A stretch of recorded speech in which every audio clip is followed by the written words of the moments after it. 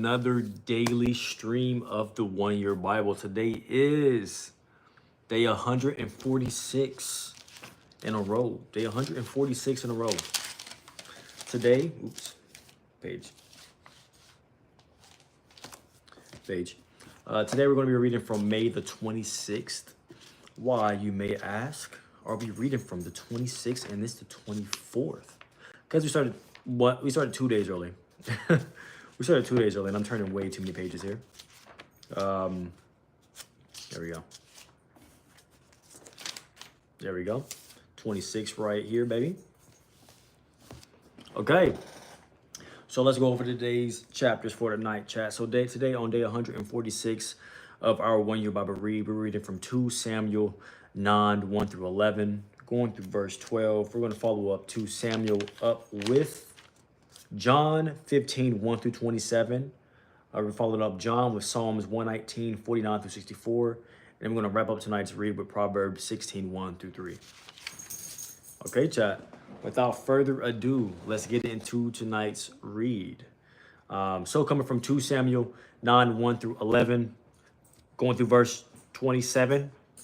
One day, David asked, "Is anyone in Saul's family still alive? Anyone to whom I can show kindness for Jonathan's sake?" He summoned a man named Ziba, who had been one of Saul's servants. "Are you Ziba?" the king asked. "Yes, sir, I am," Ziba replied. The king then asked him, "Is anyone still alive from Saul's family? If so, I want to show God's kindness to them." Ziba replied, "Yes, one of Jonathan's sons is still alive. He is crippled in both feet." "Where is he?" the king asked. "In Lo-debar," Ziba told him, "at the home of Machir, son of Ammiel." So David sent for him and brought him from Machir's home. His name was Mephibosheth.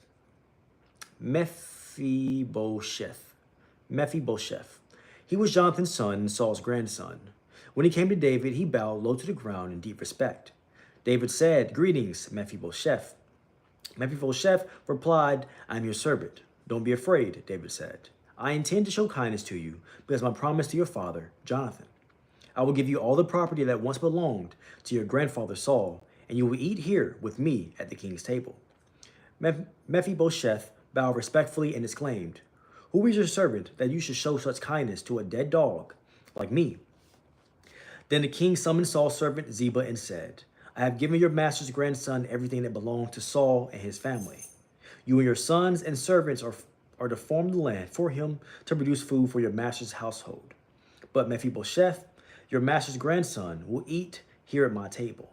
Ziba had 15 sons and 20 servants. Ziba replied, "Yes, my lord the king. I am your servant, and I will do all that you have commanded." And from that time on, Mephibosheth ate regularly at David's table like one of the king's own sons. Mephibosheth had a young son named Micah. From then on, all the members of Ziba's household were Mephibosheth's servants, and Mephibosheth, who was crippled in both feet, lived in Jerusalem and ate regularly at the king's table. Sometime after this, King Nahash of the Ammonites died, and his son Hanun became king. David said, "I am going to show loyalty to Hanun just as his father, Nahash, was always loyal to me." So David sent ambassadors to express sympathy to Hanun about his father's death. But when David's ambassadors arrived in the land of Ammon, the Ammonite commander said to Hanun, their master, "Do you really think these men are coming here to honor your father?" "No. David has sent them to spy out the city so they can come in and conquer it." So Hanun seized David's ambassadors and shaved off half of each man's beard and cut off their robes at the buttocks and sent them back to David in shame. When David heard that what had happened, he sent messengers to tell the men, "Stay at Jericho until your beards grow out and then come back." For they felt deep shame because of their appearance. When the people of Ammon realized how seriously they had angered David, they sent and hired 20,000 Armenian foot soldiers from the lands of Beth Rehob and Zobah, 1,000 from the king of Makkah, and 12,000 from the land of Tob. When David heard about this, he sent Joab and all his warriors to fight them. The Ammonite troops came out and drew up their battle lines at the entrance of the city gate, while the Armenians from Zobah and Rehob and the men from Tum and Makkah positioned themselves to fight in the open fields. When Joab saw that he would have to fight on both the front and the rear, he chose some of the Israelite troops and placed them under his personal command to fight the Armenians in the fields. He left the rest of the army under the command of his brother, Abishai, who was to attack the Ammonites.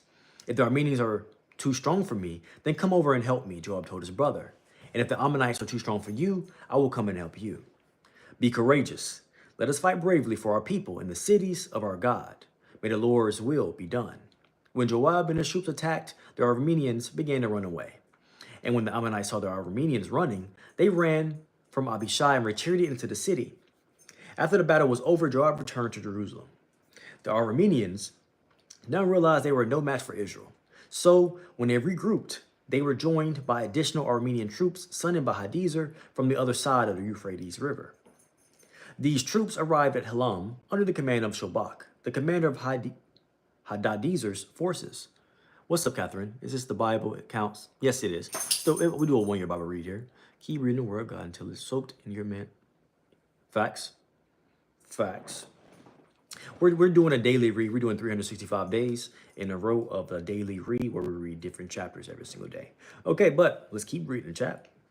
The Armenians now realized they were no match for Israel. So when they regrouped, they were joined by additional Armenian troops summoned by Hadaezer from the other side of the Euphrates River.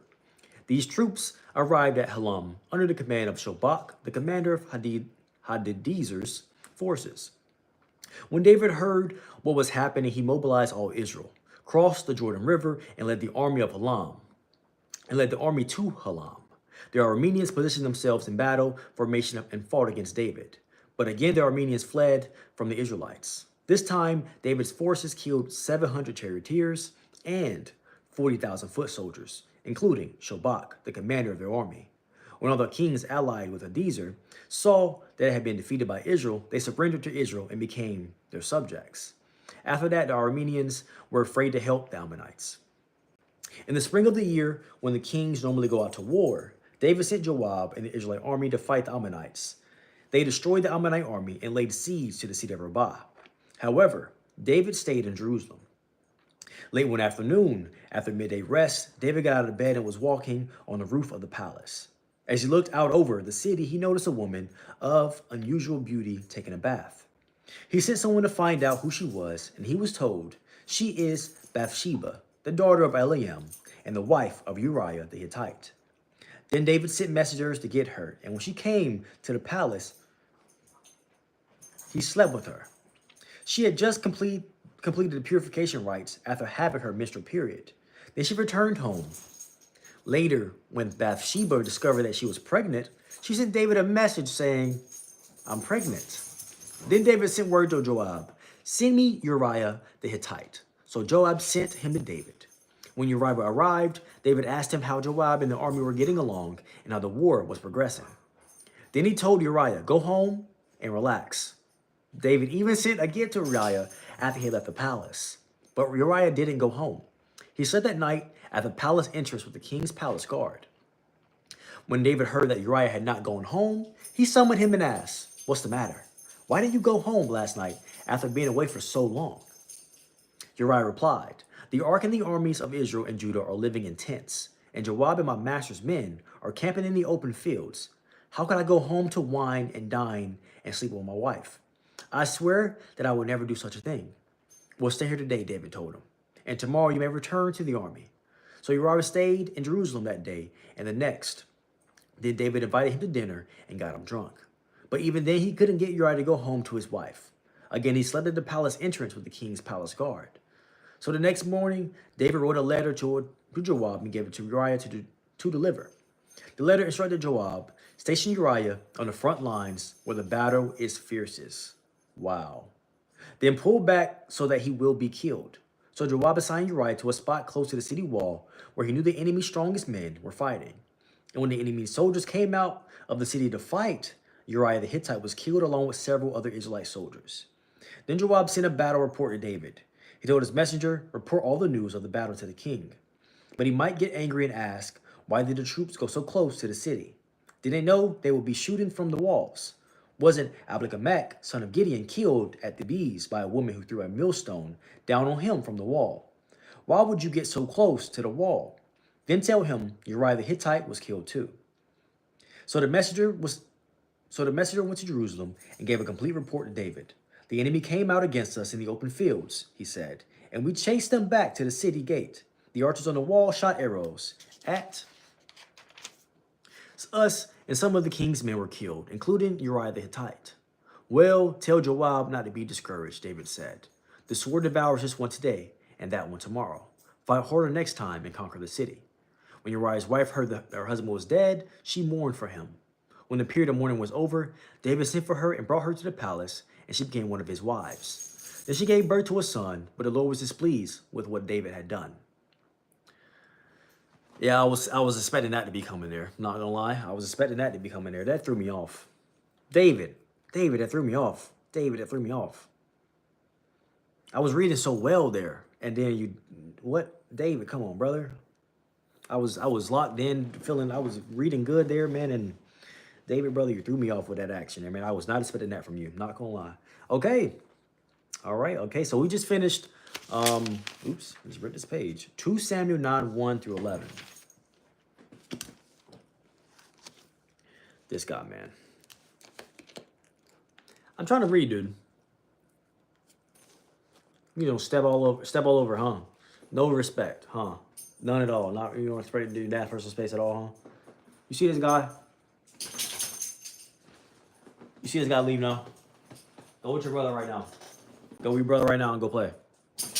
Go with your brother right now, both of you. I didn't tell both of y'all to come here under the table, please. All right, now John 15, 1 through 27. I am the true grapevine, and my Father is a gardener.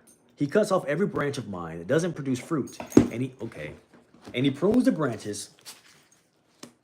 Okay, and he prunes the branches. Oh my goodness, that do bear fruit, so they will produce even more. You have already been pruned and purified by the message I have given you. Remain in me, and I will remain in you. For a branch cannot produce fruit if it is severed from the vine. And you cannot be fruitful unless you remain in me. Excuse me. Yes, I am the vine, and you are the branches. Those who remain in me, and I in them, will produce much fruit. For apart from me, you can do nothing. Anyone who does not remain in me is thrown away like a useless branch and withers. Such branches are gathered into a pile to be burned. But if you remain in me, and my words remain in you, you may ask for anything you want, and it will be granted. When you produce much fruit, you are my true disciples. This brings great glory to my Father. I have loved you even as the Father has loved me. Remain in my love. When you obey my commandments, you remain in my love, just as I obey my Father's commandments and remain in his love. I have told you these things so that you'll be filled with my joy. Yes, your joy will overflow. This is my commandment. Love each other in the same way I have loved you. There is no greater love than to lay down one's life for one's friends. You are my friends if you do what I command. I no longer call you slaves because a master does not confide in his slaves. Now you are my friends since I have told you everything the Father told me. You didn't choose me. I chose you. I appointed you to go and produce lasting fruit so that the Father would give you whatever you ask for using my name. This is my command. Love each other. If the world hates you, remember that it hated me first. The world will love you as one of its own if you belong to it. But you are no longer part of the world. I chose you to come out of the world, so it hates you. Do you remember what I told you? A slave is not greater than a master. Since they persecute me, naturally they will persecute you. And if they had listened to me, they would listen to you. They would do all this to you because of me, for they have rejected the one who sent me. They would not be guilty if I had not come and spoken to them. But now they have no excuse for their sin. Anyone who hates me also hates my Father. If I hadn't done such miraculous signs among them that no one else could do, they would not be guilty. But as it is, they have seen everything I did, yet they still hate me and my Father. This fulfills what is written in the scriptures. They hated me without cause. But I will send you the advocate, the Spirit of truth. He will come to you from the Father and will testify all about me. And you must testify about me because you have been with me from the beginning of my ministry. And now, Psalms 119, 49 through 64. Zayin. Remember your promise to me. It is my only hope. Your promise revives me. It comforts me in all my troubles. The proud hold me in utter contempt, but I do not turn away from your instructions. I meditate on your age-old regulations. O Lord, they comfort me. I become furious with the wicked because they reject your instructions. Your decrees have been the theme of my songs. Wherever I have lived, I reflected the night on who you are. O Lord, therefore, I obey your instructions. This is how I spend my life, obeying your commandments. Heth, Lord, you are mine. I promise to obey your words. With all my heart, I want your blessings. Be merciful as you promised. I ponder the direction of my life, and I turn to follow your laws. I will hurry without delay to obey your commands. Evil people try to drag me into sin, but I am firmly anchored to your instructions. I rise at midnight to thank you for your just regulations. I am a friend to anyone who fears you, anyone who obeys your commandments. O Lord, your infinite love fills the earth. Teach me your decrees. And now in Proverbs 16, 1 through 3. We can make our own plans, but the Lord gives us the right answer. People may be pure in their own eyes, but the Lord examines their motives. Commit your actions to the Lord, and your plans will succeed. And now, the spring of isolation. Ooh, is that over here? I'm not sure if I'm showing the right part. I can't really look at that because I'm holding him with my other hand, so I can't. I'm trying my best. Here with this one. Okay, so this don't get paper cuts on your tongue. Don't get paper cuts on your tongue. The spring of isolation. In springtime, kings went off to war. But one spring, David chose isolation in his palace rather than being with other men. A great king, accountable and committed to integrity, would not be alone. But if alone would flee temptation, he would look away and run from another man's wife, taking a bath. The man after God's own heart had a fear of heart and took what he had no right. 2. David's adultery and murder's cover-up are a glorious caution to all men. Men need to accompany the company of other men. Hold up. What's up with you, sport? I read that pretty terrible. I'm not gonna lie. I need to put you down. At the garage. I'm gonna read this like this now. Okay, the spring of isolation. My light is glaring on my book. It's making it hard to read a little bit. I'm at stare right into the light bulb, boy, and now I'm blind. Motion detected at the garage. Now I'm blind. That's better. There we go. Okay, so the spring of isolation. In springtime, kings went off to war. But one spring, King David chose isolation in his palace rather than being with other men. A great king, accountable and committed to integrity, would not be alone, but if alone, would flee temptation. He would look away and run from another man's wife, taking a bath. The man after God's own heart had a failure of heart and took what he had no right to. David's adultery and murder's cover-up are a glorious caution to all men. Men need the company of other men. I mean, it helps hold you accountable a bit. Understand? Let's read that one more time. The spring of isolation. In springtime, kings went off to war. But one spring, King David chose isolation in his palace rather than being with other men. A great king, accountable and committed to integrity, would not be alone, but if alone, would flee temptation. He would look away and run from another man's wife, taking a bath. The man after God's own heart had a failure of heart and took what he had no right to. David's adultery and murder's cover-up are a glaring caution to all men, meaning the company of other men. Maybe reading fatigue or something. Maybe I'm having reading fatigue. Maybe. I have no idea. But doesn't matter.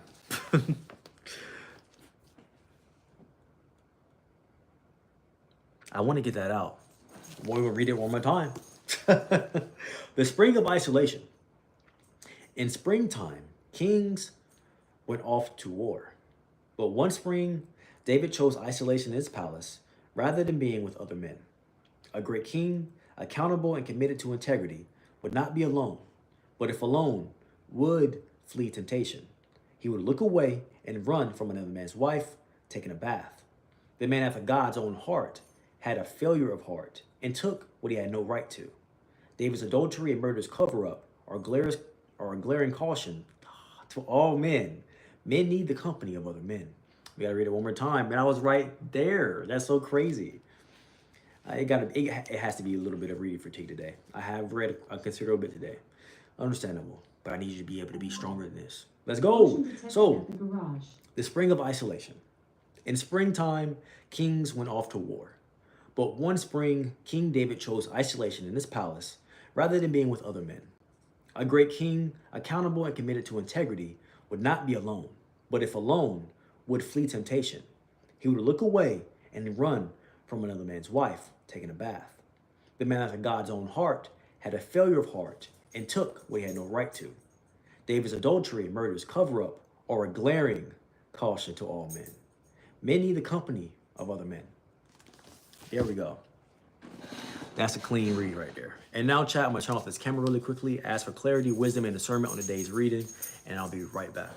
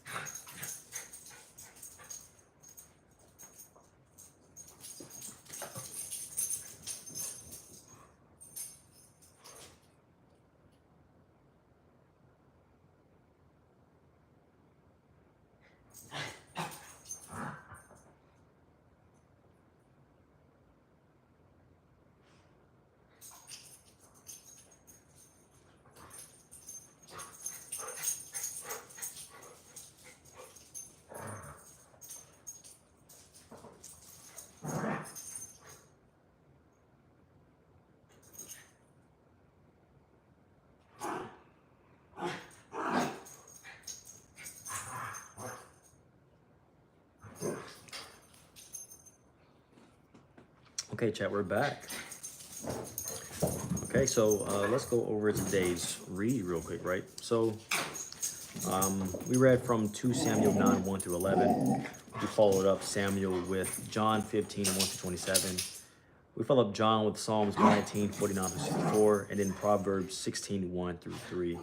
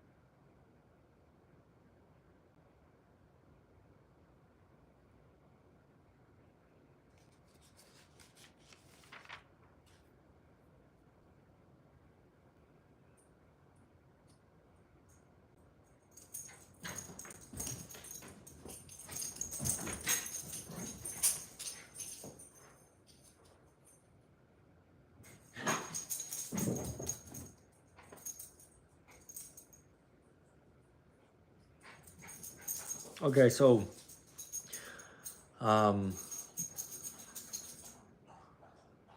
interesting. So 2 Samuel 9, 1 through 11. This is also I'm gonna combine this also with John 15, 1 through 27, and then Proverbs 16, 1 through 3. I'm gonna bind all of these into one really quickly, because of this right here. So David, what's up with you, Troxon? How you doing, man? So David, if you've been here before, right? It's not a lot of people here right now, but if you've been here before, right? And any of our reads, right? But we talked about not looking left and right, right? Not looking left and right, not coveting what somebody else has, not wanting what somebody else has, right? Because something is for you, regardless of how it may look in the present moment. There's something specifically for you, right? Appreciate the light, bro. I do. I remember you from earlier, bro. From the basketball, from the court. I remember. I don't forget that fast. That's crazy. But not looking left or right, right? And this is the mistake David made. He looked left and right. He looked left and right, right? He looked left and right. He saw he's been getting blessed so greatly, right? He's been getting blessed so greatly, right? He's been following, and we've been singing David's praises as we've been reading here, man. As I got it liked, no problem. Hey, appreciate the like, Randy. Appreciate that. I'm not short.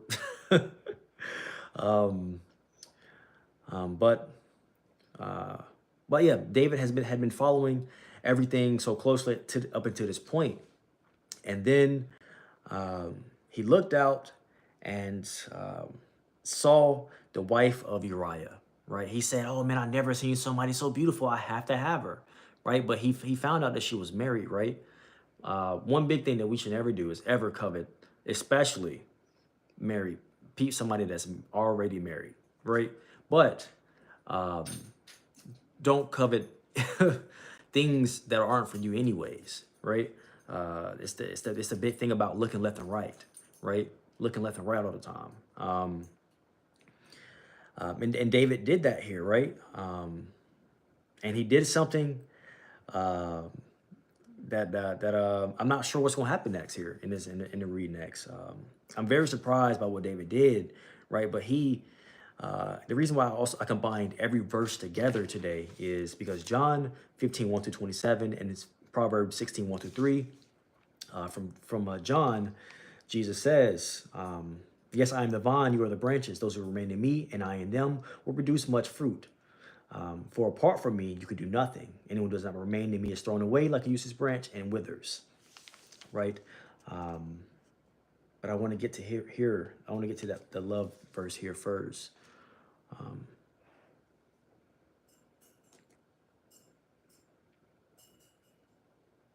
One second, chat. I'm trying to find this love verse.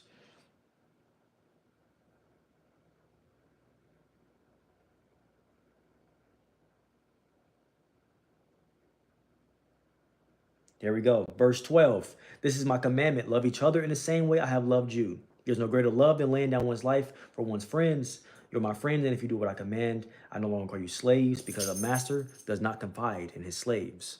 Now you are my friends." But the verse we really want to stick on is this verse here, because this was the first verse. I hope you're doing okay, and I hope the word can lift your spirits a little bit. Facts. If you could, you know.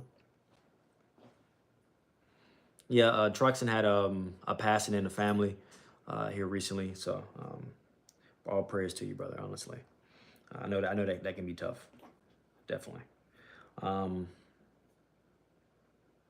But loving your neighbor, right? Loving your neighbor here is extremely important, right? And that you're showing love right here, Randy, for Truxton. That's dope. That's really dope to see. But loving your neighbor. And so what did David make? What mistake did David make? He made multiple mistakes here, right? But one of the big mistakes is one of the biggest things that first came up when you first start reading the Bible. God's first commandment that he mentions is loving your neighbor. That's the first commandment that God mentions, is loving your neighbor, right? Loving your neighbor, because if you don't love your neighbor, you can't love God, right? He says, if you don't love your neighbor, then you don't love me, right? David did not love his neighbor in a situation. He found out that was one of his men's wives, and he still pursued her, right? He still pursued her, right?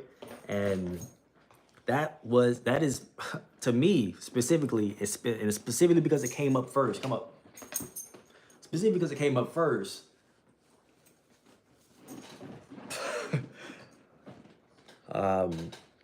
It's one of the first commandments to come up. Is big here, in here. I'm wondering what's going to happen to David in our next verses tomorrow. But he didn't love his neighbor here, right? And that's an extremely important thing to remember. You always make me feel better when I watch your videos. I appreciate you, bro. I'm glad you enjoy the content. And I'm glad I can provide you some sense of joy or comfort or laughter, hopefully, when you watch the videos or join the streams and stuff. You know, I appreciate your presence always, always. But David didn't love his neighbor in the situation, so he broke a pretty big commandment here in this situation. He pursued a married woman, another commandment he broke. Then he had intercourse with this married woman, another commandment he broke. But the biggest one here is he did not love his neighbor, right? I'll subscribe on 5 accounts. I appreciate it. The love is amazing. But he did not love his neighbor here, man. So, I really want to advocate things like, Randy in here is near to the brokenhearted and save those crushing spirit drossing. Facts. Especially also with Randy coming in here, like loving your neighbor, sharing love, even if you never met somebody. I'm not sure. I don't think Randy's ever met Troxen, right? But you immediately show compassion, right? You immediately show compassion. And that's loving your neighbor. That's loving your neighbor regardless of if it's your cousin or if it's a stranger, So that's pretty dope to see. That's pretty dope to see. I always support stuff like that. But David broke something that was one of the biggest commandments there, man. So I'm wondering what's going to happen to David tomorrow, and what we're going to find there. But let David be a lesson to us, right? David is almost God's vessel at this point, right? God is speaking to David. He's doing all those things. He's made David a king, right? But now we're going to see what happens when David, it says right here, but the Lord was displeased with what David had done. He broke multiple commandments here. So we're going to see. I'm sure God will be forgiven in some way, forgiven in some way, but we're going to have to see. Because David didn't break just one commandment here. There's multiple. So, but the biggest one was loving his neighbor, right? So, and this is a testament to remember. Don't look left and right. The left and right don't have nothing for you, right? The left or the right don't have nothing for you, right? They can't do nothing for you. And if you go either left or right, then you don't have the protection you had before. You don't have the same love that you had before. God's still going to be there, right? Because God always is everywhere, everything all at once. So God is technically always going to be there, regardless, right? But like, and until you can let go of those ways, then that lifestyle is short-lived. Is really what I want to say. That lifestyle is very short-lived, and if that's your aspiration, then that's cool, I guess. But like a big thing that I've come to an understanding of is, especially as growing up, right, and maturing over the years and stuff, is it's never really just about you, right? It's people that are going to come after you one day. There's people that are going to look up to you one day. There's people that's going to ask for your advice one day, and you want to be the best you can for those people, right? For those people, right? What's up, Jarrell? How you doing, man? Welcome to the stream. You want to be the best version of yourself for those people, right? You haven't met those people yet, but you want to be the best version of yourself for those people. You haven't met them yet, right? But one day they're going to meet you. One day they're going to love you. One day they're going to look up to you, right? So be the best version of yourself, and make sure you're leading with love. Because when those little ones are looking up to you and they're watching your actions, watching your movements, watching what you do on a day-to-day basis, they're going to act the way you act, right? And this is why this is extremely important to adopt before you have children. And if you already got kids, it's important to start doing it now. How do people get mod? Well, you get mod with like it's an attendance standard for mod, so you have to meet a certain attendance standard. It's a 90% attendance standard to the streams in order to become a mod in the channel, right? And I start to tally once I start recognizing your name in the chat. I start to tally your. I begin to start tallying the absences or the showing ups, and I do math for like how to do that. And so after a while, you can ask to be mod after you've been here for a while, and then I go and look at your numbers. And I'm like, but you've been here this amount of time, or you did surpass 90%. What's up, Ash? How you doing? Or you did surpass the 90% of the time in the stream. So it just depends.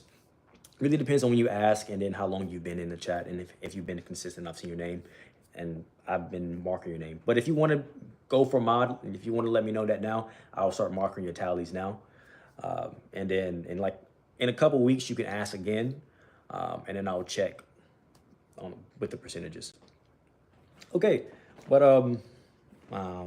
yeah, I really that's really going to be the word today. You know,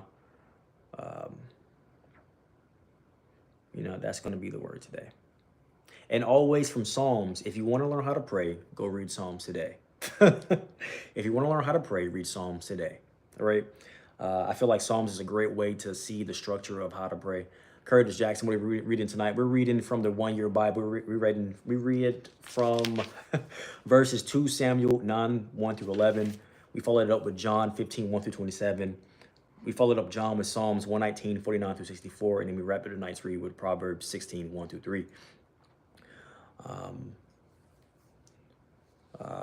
But yeah, right. I feel like it's my fault. Your fault about what? No, it's not your fault, bro. It's nothing you can do about that, man.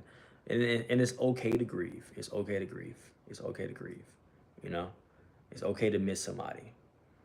But when you think about people, think about the best for them. Even if they're gone and they don't have a physical body anymore, right? You always just think about the best for whoever you're thinking about, right?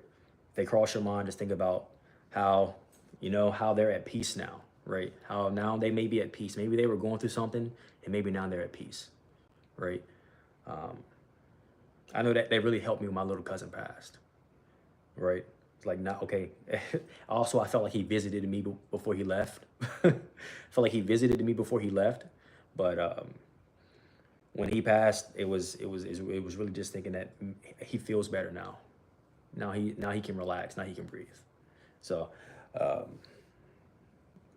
not saying it's going to go away instantaneously, but just keep sending love in that direction, no matter what. It's good for yourself, and it's also good for the person that's no longer here anymore. Okay, but chat, that's going to be the end of today's read. Thank you for joining me for another 1 Year Bible read. This was day 146 in a row. Let's not forget what the word of the message of the day is don't forget to love your neighbor, right? Don't look left and right, and don't covet what's not yours, right? If it's already somebody else's, you should not be asking for what's theirs. You have something for you, right? Definitely, for sure. I'll definitely send you a prayer, brother. No cap. And I hope you have a great rest of your night, bro. Honestly. And thank you for joining both streams, dude. And if I stream again tonight, I don't know how, but I'm gonna send you a message mentally or something, just so you know, just so we can hang out some more. And I'm gonna hit this outro, right, chat? So if you've never seen this outro, it's your first time, we're gonna all do it together, right? 1, 2, 3, do it as a team. We all got that limitless core, baby. I appreciate you. I might even love you. Come here, Eli. But I'm for sure glad. Come up, baby. I'm for sure glad he never does it. But I'm for sure glad you woke up today. Thank you for joining me. There we go. I'm for sure glad you woke up today. Thank you for joining me for another 1 Year Bible read, and thank you for giving me the most valuable, precious thing you could have given me, which is you. I really appreciate that, and I always appreciate your presence every single time. You have a great rest of your night, and I'm gonna see you maybe later, but if not later, then tomorrow. Peace. You have a great night. Peace, peace. Have a great night. And I hope you feel better, Troxon.